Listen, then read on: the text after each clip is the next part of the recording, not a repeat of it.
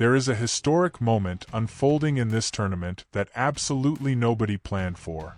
Not FIFA's high-level executives, not the massive international broadcast teams, and certainly not the managers who spent months meticulously preparing their tactical squads. On June 6, 2026, a 33-year-old man named Omar Artan arrived at Miami International Airport. Born in Mogadishu, Somalia, Artan grew up in a country that has faced more than its fair share of systematic hardship. He didn't choose football to be a wealthy star player.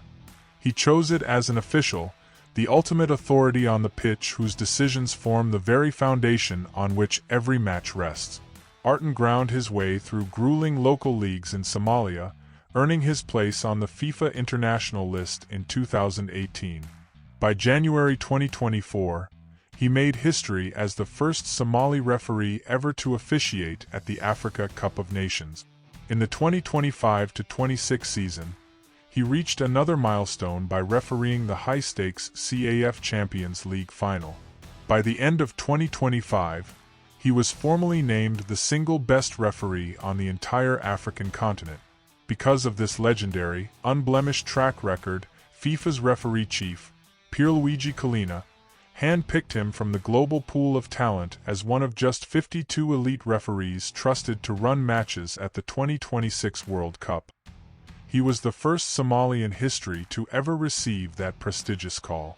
But when Artan stepped off the plane at Miami International Airport, his lifelong dream instantly turned into a nightmare. He had done everything right. He carried a fully valid visa verified by the Somali embassy, his official FIFA accreditation, and a flawless record of international travel.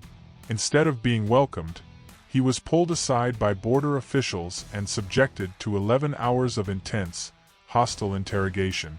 The questioning focused heavily on a militant terrorist organization he has absolutely no connection to. After nearly half a day of relentless grilling, he was thrown into a holding cell, labeled inadmissible due to vague, vetting concerns, and forced onto a flight to Istanbul.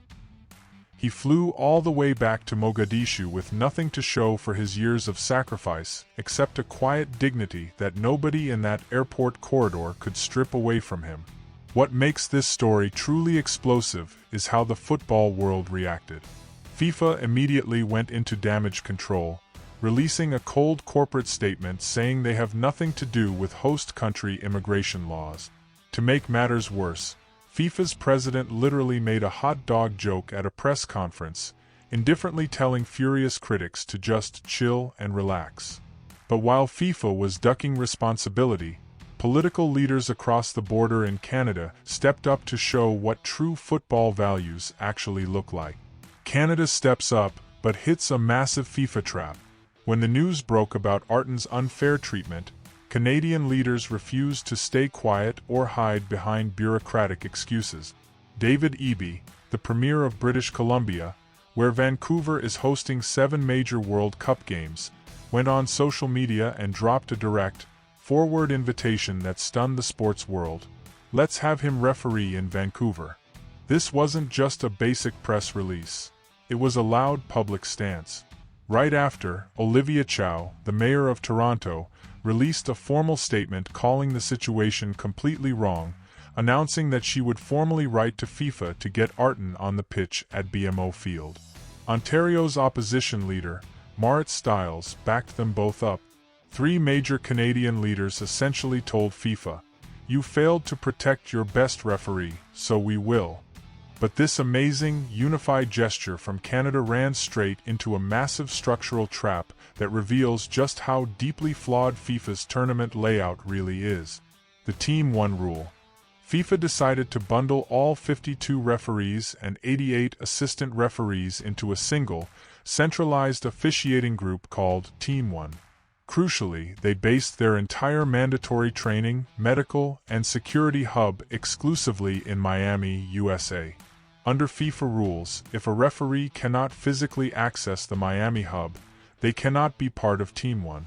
And if they aren't part of Team 1, they aren't allowed to referee games anywhere in the tournament, including Canada or Mexico.